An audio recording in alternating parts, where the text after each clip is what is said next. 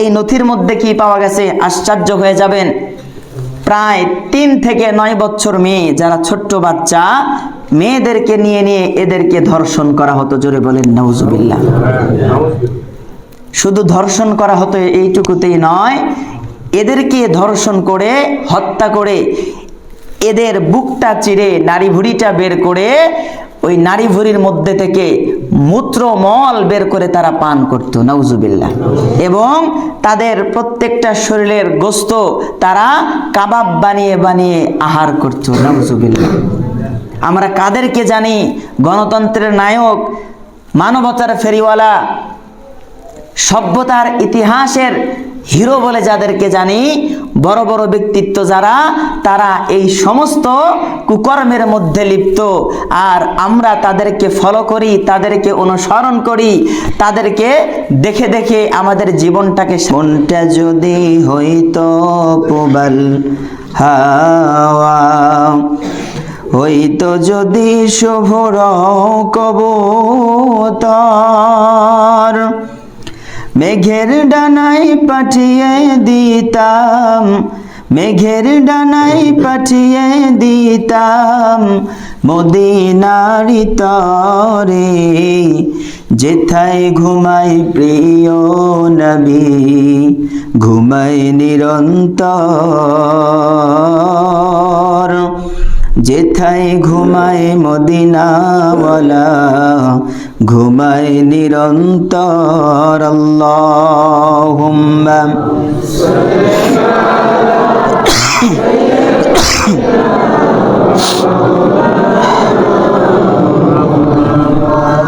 ওয়া আলা আলি সাইয়্যিদিনা শফিআনা মুহাম্মদ। ফুল ফোটে যেমন ঝরে তেমন খোদার বাগানে, আয়ু কতক্ষণ কার এখানে কে বলো জানে। ফুল ফোটে যেমন ঝরে তেমন খোদার বাগানে, আয়ু কতক্ষণ কার এখানে কে বলো জানে। তাই থাকতে সময়,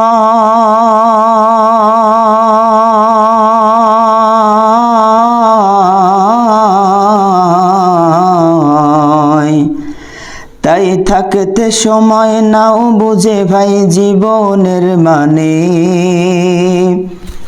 সব লেখায় আছে পড়ে না ওই আয়াত কোরআনে। ফুল ফোটে যেমন ঝরে তেমন খোদার বাগানে, আয়ু কতক্ষণ কার এখানে কে বলো জানে, আয়ু কতক্ষণ কার এখানে কে বলো জানে। এই দুনিয়া যদি মনে হয় এক পানির ওই ফোঁটা, আখেরাতে জেনে রাখো বিশাল সাগর যে সেটা। এইখানের তরে ভাবনা তোমার যদি হয় এত, ওইখানের তরে ভাবা উচিত বলো না কত। হবে হিসাব তোমার,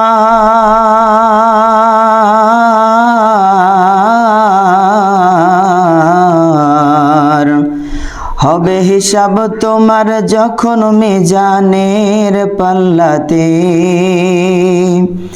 কি জবাব তুমি দিবে নিয়ে যাবে সেখানে, কি জবাব তুমি দিয়ে নিয়ে যাবে সেখানে। ফুল ফোটে যেমন ঝরে তেমন খোদার বাগানে, আয়ু কতক্ষণ কার এখানে কে বলো জানে। আলহামদুলিল্লাহ, আল্লাহ পাকের দরবারে লক্ষ কোটি শুকরিয়া জ্ঞাপন করছি যে আল্লাহ তাআলা আপনাকে আমাকে পবিত্র শবে বরাতের রাত্রিতে জামাতের সাথে আল্লাহর ছোট্ট বাইতুল্লাহ থেকে এশারের নামাজ আদায় করে কোরআন সুন্নাহ থেকে সংক্ষিপ্ত আলোচনা বলা এবং শোনার তৌফিক দান করলেন। এই জন্য কালিমাতুশ শুকর আদায় করছি আলহামদুলিল্লাহ। লক্ষ কোটি দরুদ এবং সালাম বর্ষিত হোক মানবতার কামলেওয়ালা সরকারে দো আলম, সর্বশ্রেষ্ঠ দার্শনিক, সর্বশ্রেষ্ঠ বিজ্ঞানী, সর্বকালের সর্বযুগের সর্ব মহামানব জনাবে সাইয়্যিদুনা ওয়া কুদওয়াতুনা ওয়া নাবিয়্যুনা, সকলে পড়ছি মুহাম্মদ সাল্লাল্লাহু আলাইহি ওয়াসাল্লাম। সম্মানিত হাজিরিন, আপনারা সকলে কেমন আছেন? আলহামদুলিল্লাহ। যেভাবে আলহামদুলিল্লাহ বললাম তাতে মনে হচ্ছে আমাদের অসুস্থ, আমরা অসুস্থ অবস্থায় আছি। মনে হয় কারোর ঘুম ধরেছে, কারোর জ্বর আসছে বা বিভিন্ন রোগের মধ্যে ভুগতেছি, এরকম মনে হচ্ছে। সকলে বলেন আপনারা সকলে কেমন আছেন? আলহামদুলিল্লাহ। সুস্থতা, আলহামদুলিল্লাহ, সুস্থতা আল্লাহ তাআলার সবচাইতে বড় নেয়ামত। কারণ পৃথিবীতে আল্লাহ তাআলার যত নেয়ামত রয়েছে সবচাইতে শ্রেষ্ঠ নেয়ামত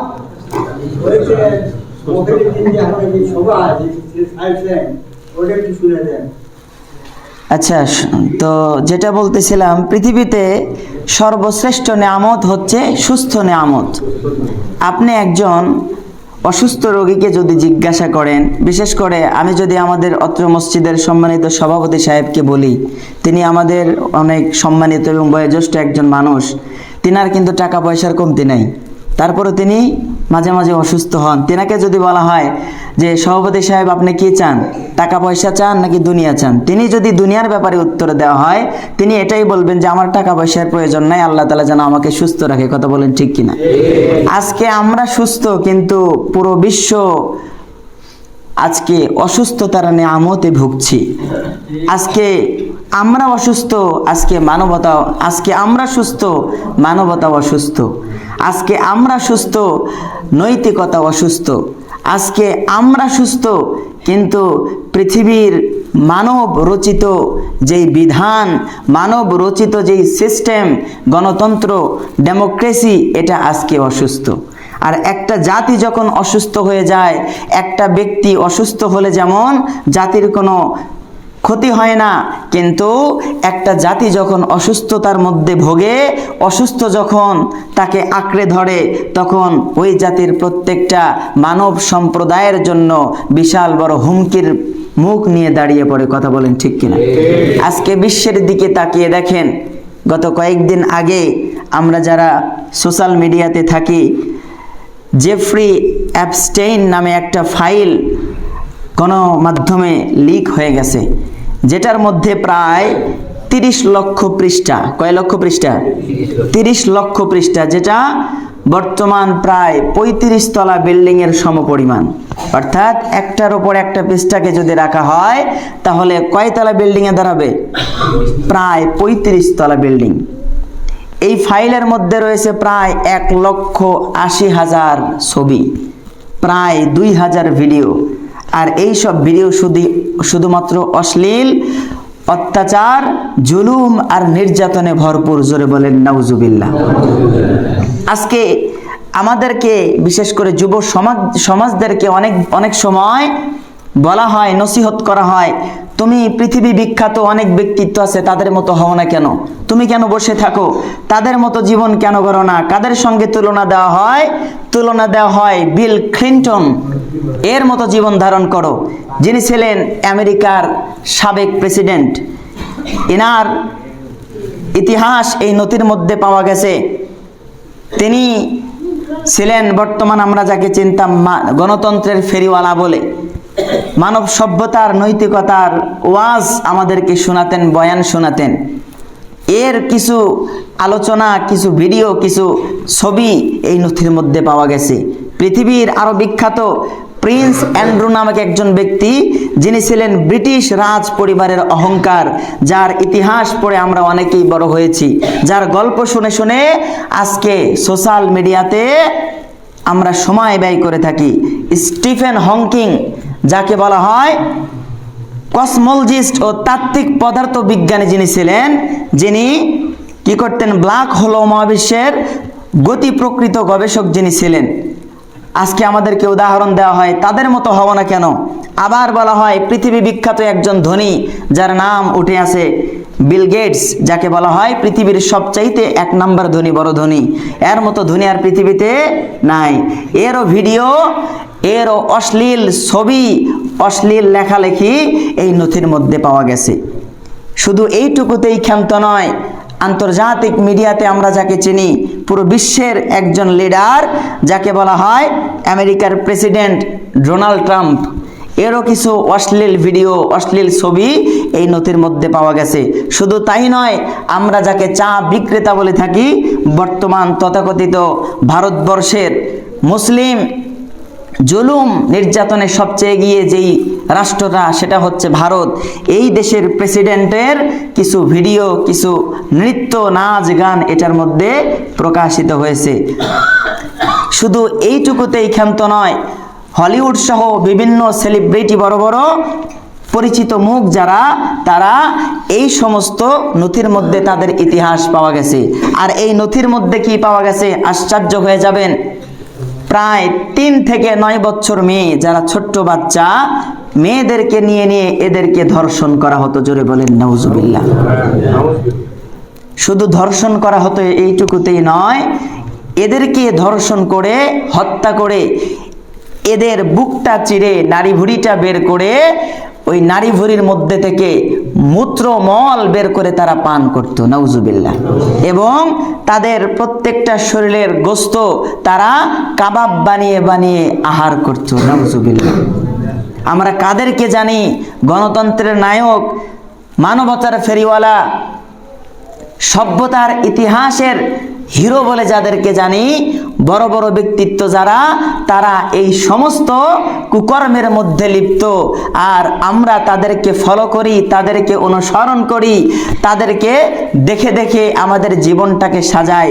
একটাবার বলেন তো, কোরআনের মতো পথ প্রদর্শক, ইসলামের মতো শ্রেষ্ঠ সিস্টেম, শ্রেষ্ঠ নীতি অন্য কোনো সিস্টেমে থাকতে পারে না। শুধু তাই নয়, আজকের বিশ্ব এমনভাবে অসুস্থ হয়েছে, এমনভাবে আমাদেরকে পাকড়াও করা হয়েছে, যেমন করে যদি ধরা হয়, আজকে সবচাইতে নির্যাতিত, নিপীড়িত হচ্ছে মুসলমান জাতি। বিশেষ করে ধ্বংসের দ্বার প্রান্তে পৌঁছে গেছে আমাদের যুব সম্প্রদায়, আমাদের যুবতী বোনগুলো। আজকে ওই হিন্দুত্ববাদ, ওই উগ্র হিন্দুত্ববাদ সন্ত্রাসী ইসকনের সদস্যরা আজকে মুসলিম বোনদেরকে টার্গেট করতেছে, যেটা আমরা জানি ভাগোয়া লাভ নামে পরিচিত। এটার মধ্যে এই ইসকনের সদস্য যারা, এই হিন্দু সম্প্রদায়ের যারা, এই যুবকগুলো মুসলিম পরিচয় নেয়, মুসলিম পরিচয় ধারণ করে আমাদের মুসলমানদের বোনদের কাছে এসে দ্বার প্রান্তে এসে দাঁড়িয়ে যায়। ফেসবুকে, মেসেঞ্জারে, ইমোতে এবং বিভিন্ন অনলাইন প্ল্যাটফর্মে তাদের কাছে পাশে এসে দাঁড়িয়ে বলে, আপনাদের ইসলাম ধর্ম আমাদের খুব ভালো লাগে, আমি চাই মুসলমান হতে, আমি একজন হিন্দু কিন্তু আমি মুসলমান হতে পারি না। তো আপনি যদি আমাকে দিন ইসলাম শিখাইতেন, ইসলাম সম্পর্কে আমাকে যদি একটু জানাইতেন, অবগত করতেন, আমি হিন্দু ধর্ম ছেড়ে আমি মুসলমান ধর্ম গ্রহণ করতাম। জোরে বলেন নাউজুবিল্লাহ।